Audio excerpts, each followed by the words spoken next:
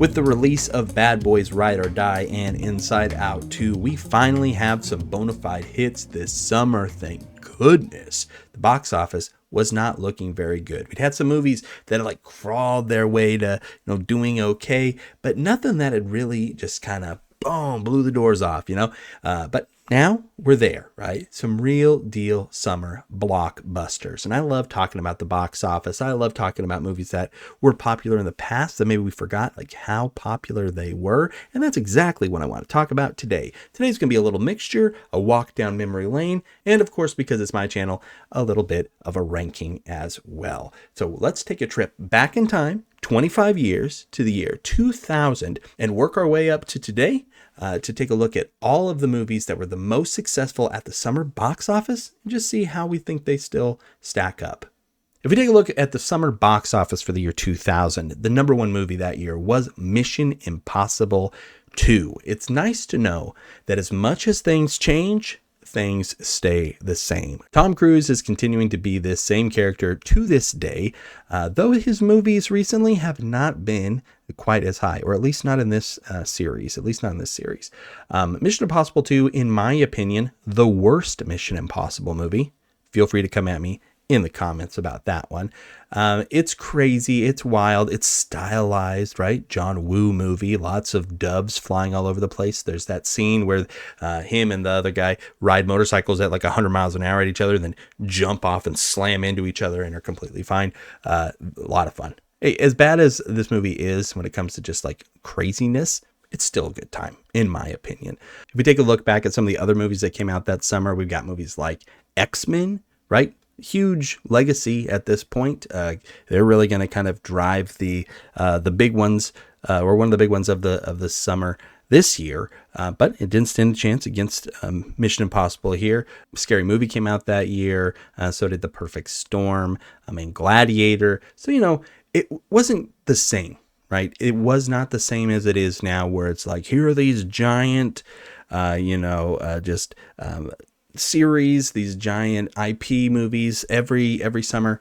Now, when it comes to ranking this movie, out of all of these movies, I'll put this one in, I don't know, feels bad, but D tier, I guess.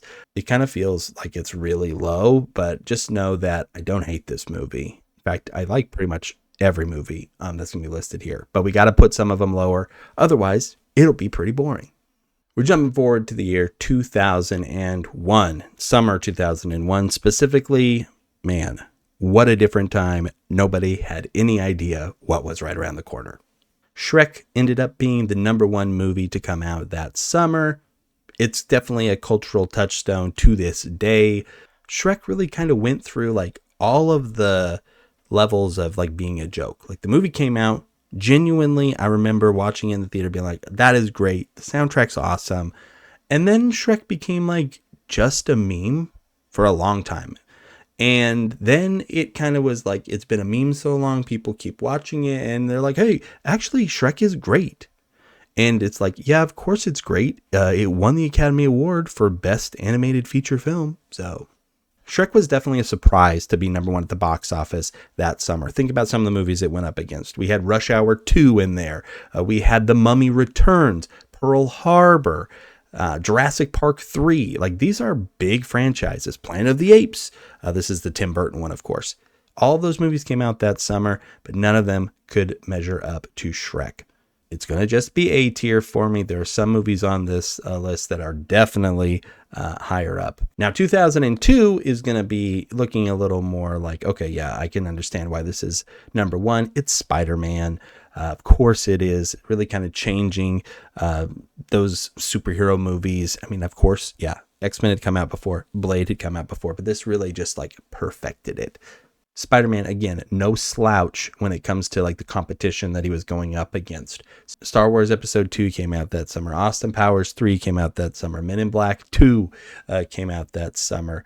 There's some big names in there for sure, but none of them were quite enough to stop the webhead. For me personally, Spider-Man's got to be in that S tier. I love the Sam Raimi trilogy because I am an old man. 2003 was a big summer for Disney. Finding Nemo was number one movie at the box office, followed by Pirates of the Caribbean.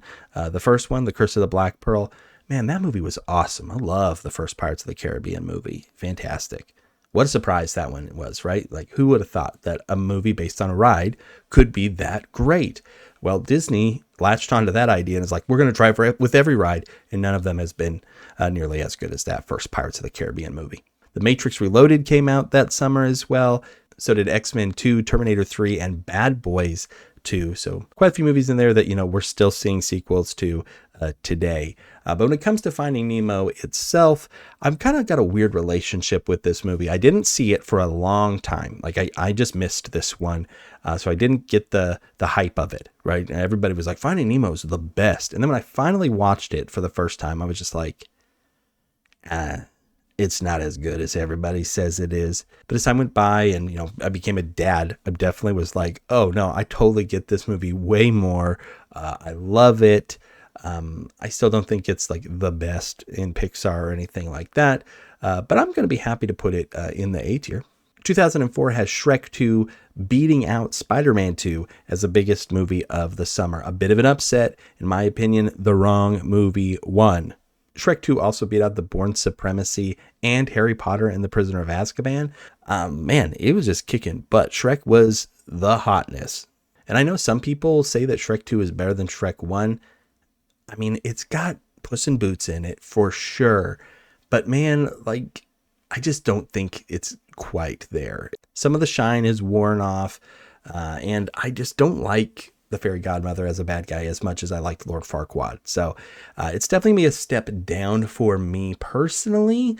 I'm going to put it in B tier. 2005 gets us to a movie that I actively remember counting down the days until it came out. At a countdown clock on our computer, just on the desktop, that was just saying like this many days, this many hours, this many minutes, this many seconds. I was a bit obsessed with this movie coming out. Star Wars Episode 3, Revenge of the Sith. The movie was ginormous. Like, it made $100 million more than the next highest movie that year in the domestic box office. It was just giant. When it comes to the summer box office in particular, it beat out some, pretty big names, like it beat out the newest Tom Cruise movie with The War of the Worlds, the Charlie and the Chocolate Factory movie starring Johnny Depp. It beat out that one too. Probably the biggest name that it was able to top that summer was Batman at the box office. To be fair, Batman was on a bit of a rebound with Batman Begins because, coming off of Batman and Robin, there was not a ton of hype for that one. But if we take a look at Episode 3 in particular, right, and if I got to rank that movie, it's a scary thing for me to do, right, because I know that no matter what I put, people will say it's wrong. Which I'm used to on the channel. Obviously, you've got to be used to people telling you your opinion is wrong if you're going to share your opinion over and over again on the internet. But when it comes to this one in particular, it's just like, where do I even feel it falls at this point? I think it's the best made of the prequel Star Wars movies. And so back in the day, it meant that was like in the bottom half of Star Wars. But now there's so much Star Wars, I don't even know where this thing ranks. So I won't worry about that. I'll just worry about where it's going to fall on this list here. The acting is wooden. At points, the writing isn't helping anything either, but woo-wee, is there some cool imagery, and it's just a nice conclusion of the story. Very emotional in parts as well. I'm going to put it in A tier. 2006 brings back Pirates of the Caribbean, this time at number 1. Dead Man's Chest. This is the second Pirates of the Caribbean movie. This movie was able to beat some pretty big family movies, right? Cars came out that summer. Over the Hedge. Does anyone even remember that movie? Let me know in the comments below. Superman Returns, another one of my favorites, a movie that I saw up until The Dark Knight the most out of any movie in theaters, 4 times in one day.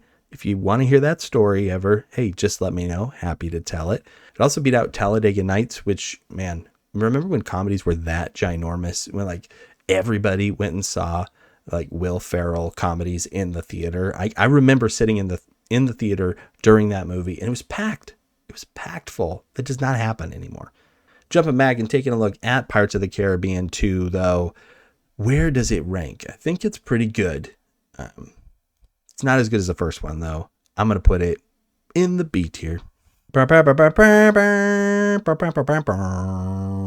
finally make it to the year 2007, the year I graduated from high school. Yes, I know, I look a lot older than I really am. Spider-Man 3 was the number one movie to come out that summer, taking back the reins from Shrek, which had beaten it out the last time they went head-to-head in 2004.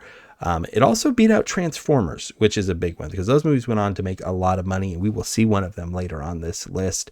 I remember that first Transformers movie coming out in theaters, driving to the theater. It was super hot. My car didn't have AC, and I'm just sweating a ton on the way home, just being like, whoa, that was pretty awesome. And I stand by it. I think the first Transformers movie, pretty awesome. We got another Harry Potter movie getting beat here, as well as the Bourne Ultimatum and the Simpsons movie. When it comes to Spider-Man 3 itself, having to rank that one, I think I might put it in C tier because I just really like it because it's Spider-Man and it's hokey, but I like hokey superhero movies and it's all about forgiving people. And I really like that in movies too. So yeah, plus it's got like all the weird, funny stuff that people like. At the time, not as many people were a fan of it, but nowadays it's easier to laugh at it. It's kind of nice to remember that, like, hey, just give it a few years and the thing that you're most mad about right now in theaters, you can just laugh at in a little bit because another version of it's going to come out and then you can just be like, oh yeah, I guess it wasn't that big of a deal anyway. 2008 really is the summer that kind of changed everything, right? Not because of the number one movie that came out at the box office, which was The Dark Knight, but because of the number two movie, Iron Man. The MCU gets introduced here and they're going to hold the reins for quite a while once things get going. This summer, though, was the summer of Batman. More accurately, the summer of the Joker and bad Joker impressions. I'm guilty of having done my fair share of those, and I'm happy that things like Instagram and TikTok didn't exist back when I was a kid, because I'm sure there would be even more embarrassing footage than already exists. Indiana Jones and the Kingdom of the Crystal Skull came out that year, did a lot better than Indiana Jones did this last summer. Will Smith was still there in the box office with Hancock. Wall-E was doing good representing Pixar. And then the first Kung Fu Panda movie also came out that summer as well. So again, really kind of laying the groundwork for movies that are going to be coming out, almost 20 years later. For me, ranking The Dark Knight is one of the easiest things to do. The movie is so good, an S tier. 2009 gets us to the second Transformers movie. I can't speak for all the Transformers movies because I haven't seen all of them. But this one, it was pretty rough. Definitely a step down from that first one. It was good enough to beat out another Harry Potter movie. They just can't catch a break. It was also able to top Up, which was premiering that summer in theaters, and The Hangover, which, again, I know I was talking about how big Talladega Nights was, but man, The Hangover was even more so, just a giant, giant comedy. The Star Trek remake came out that year from J.J. Abrams. Love that movie. And then we saw another Ice Age sequel in there too. Like I mentioned before, I'm not a fan of this Transformers movie, so I'm not going to have any problem putting it down there in F tier. I know that's going to be upsetting to some of you, and I'm prepared to just say, I'm sorry. In 2010, after 7 years, Pixar's finally going to have the number one movie at the summer box office again with Toy Story 3. Everybody thought it was the end. This was it. Let's wrap it up. Little did we know that there would still be at least two more Toy Story movies to come. Iron Man 2 also came out this summer, as so did Twilight Eclipse. The Christopher Nolan movie Inception was also out. Really, really enjoy that movie as well. Harry Potter got beat at the box office, and so did Shrek with the release of the fourth movie. And they also had two new animated series with their first releases with How to Train Your Dragon and Despicable Me. That's a crazy summer box office. A Shrek movie, a Toy Story movie, Despicable Me, and How to Train Your Dragon. That's a really good summer for kids and movies. When it comes to Toy Story 3 and ranking that one, I do really like this movie. This one's going to land securely in the A tier. Now in 2011, it's finally going to happen. Harry Potter and the Deathly Hallows Part 2 is number one at the summer box office. Let's hear it for him. You did it. But it was just barely, because it was only about $29 million off from the second place movie, which was Transformers Dark of the Moon. Hangover Part 2, Pirates of the Caribbean 4, also going to show up on this list. And so is Cars 2, Thor, Captain America, The First Avengers, and Rise of the Planet of the Apes. Looking back, it's a pretty solid summer. 2011, It's a good time. This was the first summer that I'd say I was full-blown adult, out of college and everything. And so another special summer for me, just like back in 2007. If we're ranking Harry Potter and the Deathly Hallows Part 2 as a movie by itself, which was the first way I saw it, I hadn't seen the Deathly Hallows Part 1. It's fine. It's just a lot of payoff for things that you need to know about. I'm going to put it in C tier because I like it about the same as Spider-Man 3. I have a feeling that one will be controversial. With 2012, the Avengers officially step up to the plate and start getting those #1 movies with the Avengers. They were able to beat Dark Knight Rises, the follow-up to that movie that came out the same year as the first Iron Man movie, The Dark Knight. They also beat Madagascar 3, the new Spider-Man movie that came out that year, The Amazing Spider-Man, the new Pixar movie that came out that year, which was Brave, and the big raunchy comedy that came out that summer, which was Ted, the movie about a living teddy bear. I think the first Avengers movie is just about perfect when it comes to like that kind of movie. I think I'll put it in A tier. 2013, another big year for me. That's the summer I became a dad. I don't know why this is becoming such a personal video, but whatever, not going to fight it. That year, Iron Man 3 came out and was #1 at the box office. The MCU was really crushing it at that point. They were beating Despicable Me 2 that came out that year. Man of Steel also came out, as did Monsters University. And then Fast and Furious 6 also came out that year.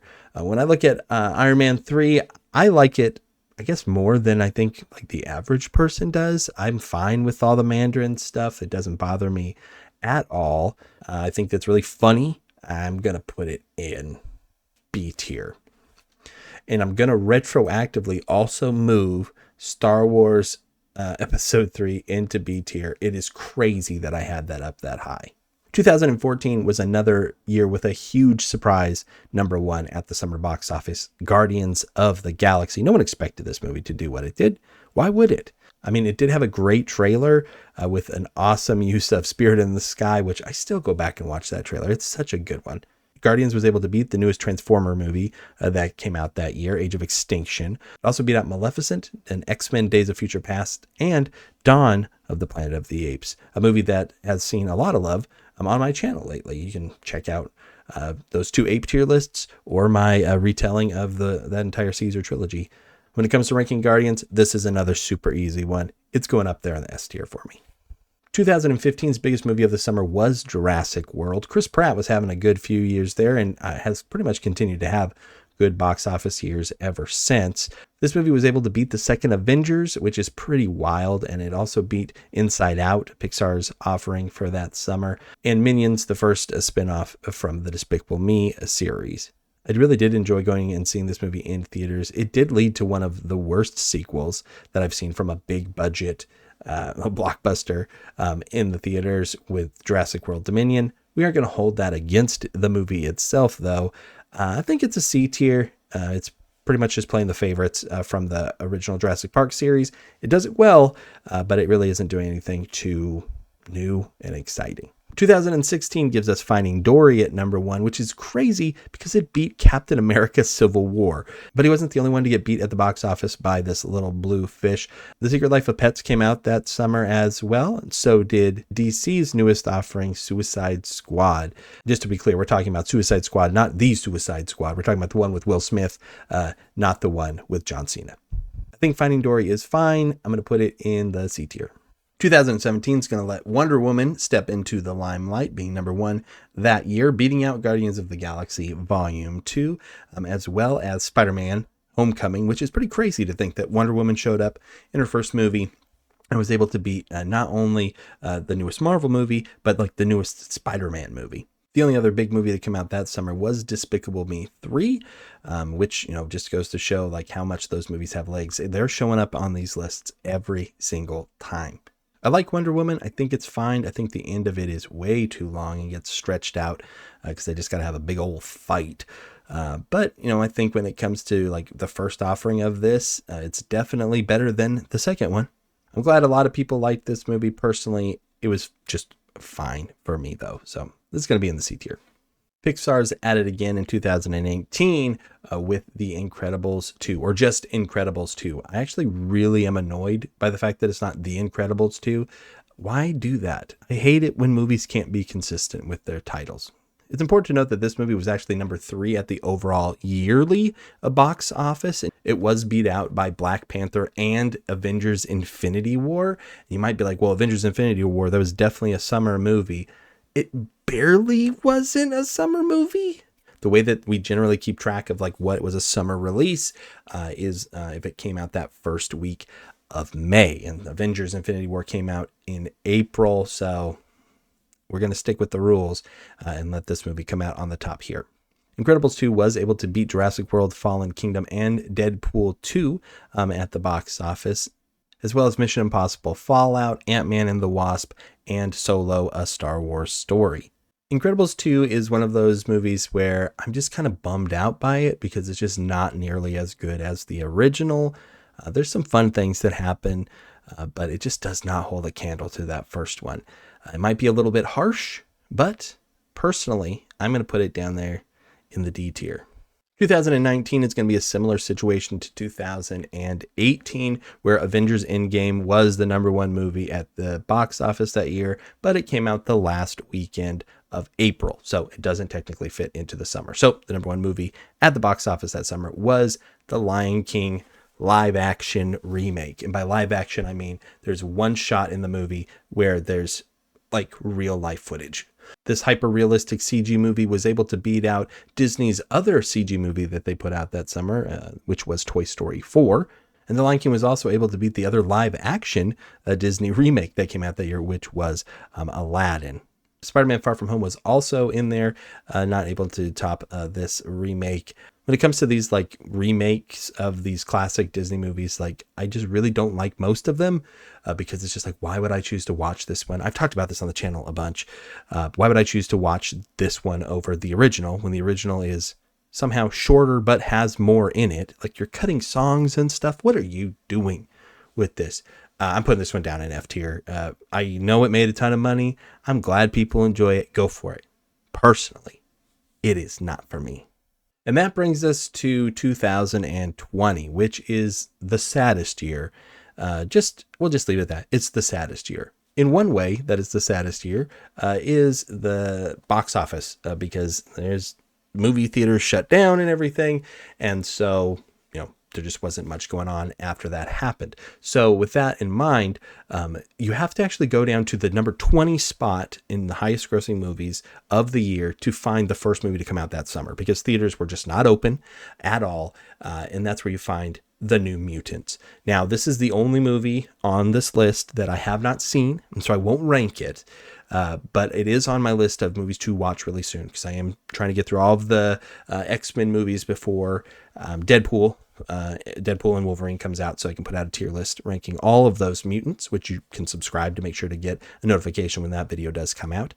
So I'm personally not going to rank this one.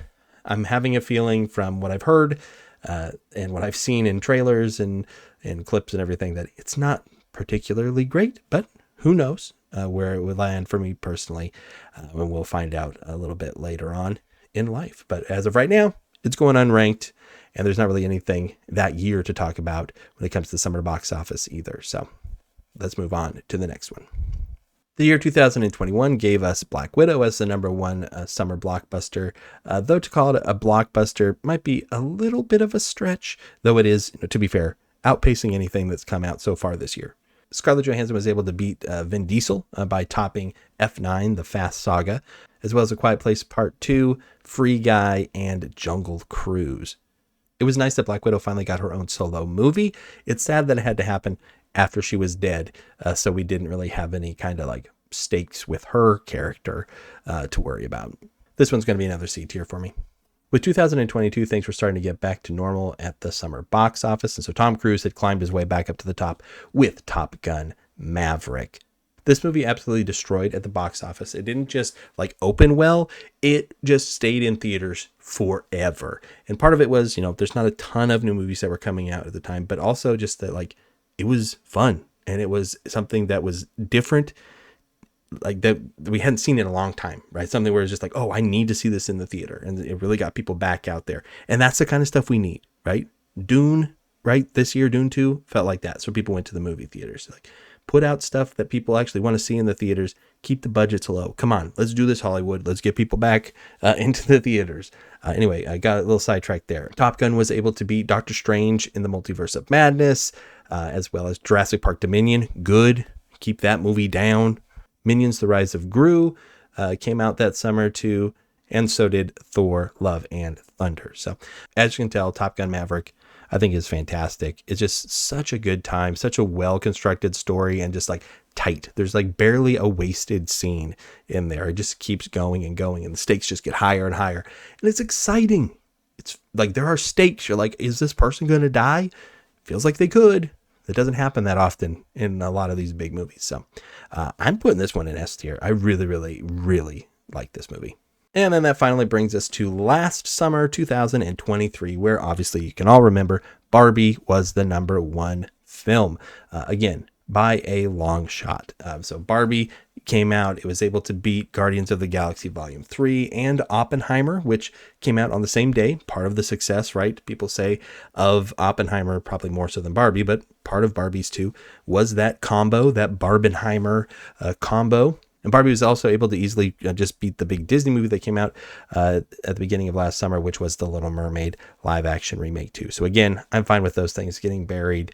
Let's stop making those and just start making some more, original stuff, guys. Come on, let's more original stuff, please. Going back to Barbie though, I really enjoy it. I think it's funny. I think Ryan Gosling gives like a once in a generation performance in there as Ken. This one's easily an A tier for me. And that is our look at the last 25 years of the summer box office. So yeah, I hope you enjoyed this walk down history lane. It was fun for me to kind of just look and see, what movies had been as successful as they were, what movies they beat out and everything, and just kind of be reminded of just how good things used to be, right? When it came to going to the movies. And so maybe we'll get there again someday. Maybe we'll never be able to see it look like that again. But either way, it is fun to kind of take that look back. But anyway, let me know in the comments below if there's anything you'd like me to do a tier list on in the future. I'm always open to suggestions. Thanks so much for checking this one out. I hope to see you again real soon. Thanks so much for showing up, and I'll see you next time. Bye.